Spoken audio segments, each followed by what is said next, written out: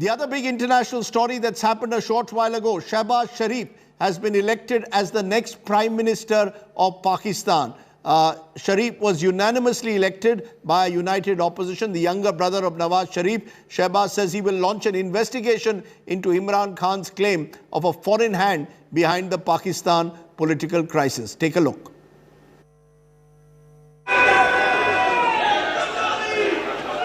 Mohammad Shehbaz Sharif becomes the 23rd Prime Minister of Pakistan. The three-time CM of Punjab was unanimously elected by a grand coalition of Pakistan Muslim League Nawaz, Pakistan People's Party and other smaller parties. Shehbaz Sharif, who has always played second fiddle to his elder brother Nawaz, had a photograph of the exiled former Prime Minister behind him throughout the proceedings. Supreme Court of Pakistan को अपनी तरफ से और पूरे ऐवान की तरफ से मुबारकबाद पेश करता हूं कि उन्होंने आइन शिकनी को कलअदम करार दिया। ऐवान ने एक सिलेक्टेड वजीर आज़म, झुर्रू की पैदावार वजीर आज़म को आइन और कानून के जरिए अपने घर का रास्ता बताया है। Shehbaz assumes charge amidst protests by Imran Khan supporters. The former cricketer has claimed a foreign conspiracy behind his sacking, a charge vehemently denied by Shehbaz. Ahead of the voting, all the members of Imran Khan's Pakistan Tehreek-e-Insaf resigned from the National Assembly. एक minute रुक जाए। 16 अरब रुपए का एक corruption का case, 8 अरब रुपए का दूसरा केस। उस आदमी को जो भी सिलेक्ट करता है, इलेक्ट करता है प्राइम मिनिस्टर, इससे बड़ी मुल्क की तौहीन नहीं हो सकती। After his election as Pakistan Prime Minister, Shehbaz raked up the Kashmir issue. Bharat के साथ हम अच्छे ताल्लुकात के ख्वाह हैं, लेकिन मसला कश्मीर के मुनसिफाना हल तक पायदार अमन कायम नहीं हो सकता। इसलिए मैं समझता हूं Shehbaz has many challenges ahead of him. The Prime Minister and his sons have been indicted in a high-profile money laundering case in November 2020. He will have to battle these charges on the political front. The bigger challenge for him would be managing the country's finances, even as the country fights surging inflation and unemployment. Can Pakistan's Naya Prime Minister solve its purane problems? Bureau Report, India Today. What does a Shehbaz Sharif Prime Ministership mean for India? Raj Chengappa still with us. Also joining us is Mayad Ali, senior journalist, joins me from Pakistan. Appreciate, Mr. Ali, you joining us. What's your sense, Mr. Ali, of a Shehbaz Sharif Prime Ministership, given the manner in which he has been elected at the moment? Is he also going to face a period of turbulence? Imran Khan saying he's going to hit the streets once elections within the next 6 months? Yeah, it's a period of turbulence. It's not an easy ride. It is very difficult for him to get on with the business of the government. With Imran Khan in the streets, Imran Khan has started his campaign last night, which met with quite considerable support from the people, and the stance that Imran Khan has taken is very hard, very harsh, even to the extent that he is now, his social media team has now blaming the establishment. So it will be very difficult for Shehbaz Sharif to get on with things with so many challenges like the inflation and the economy, and including the latest thing, which is very dangerous for our country, that is polarization of the society.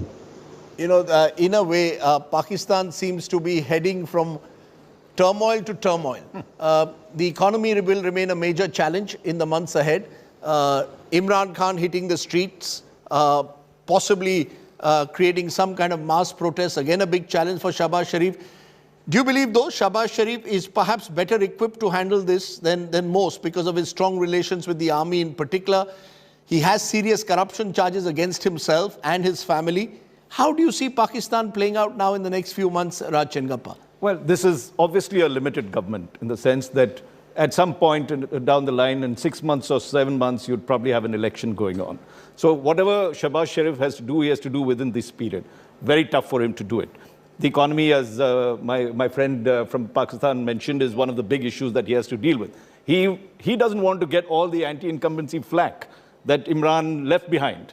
And, you know, by doing that, it transfers to this government, whereas actually it is Imran's government that is to blame on this matter. Second, he's got this completely, I mean, the I factor, the Imran factor, he's not playing by any rules, as you can see. You know, he almost destroyed the constitution by his reckless behavior that was there.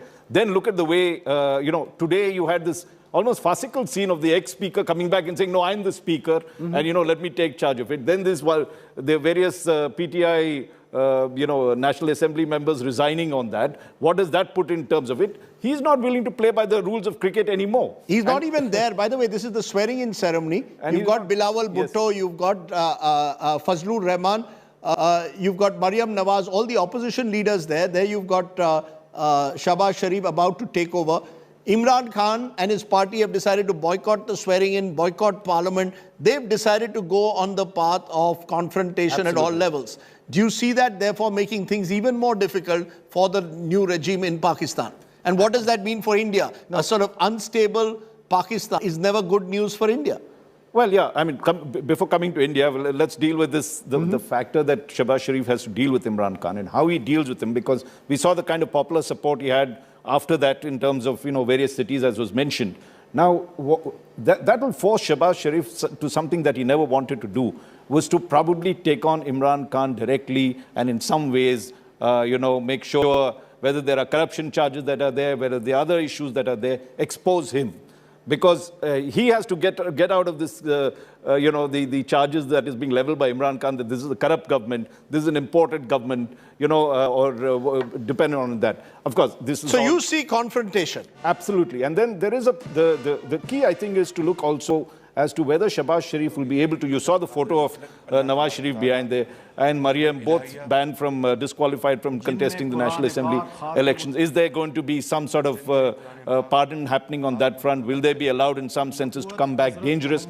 Then, let's not forget the most important thing, which is the appointment of the army chief. Will General Bajwa get an extension? Will there be a new chief? That determining, and Imran Khan will try and thwart each of those moves as it gets to that. Finally, coming to India, I think, you know, whatever might happen here is too short a time for us to invest in this government. And secondly, let's not forget, we are going into a very important election in Kashmir later this year, probably in November and December.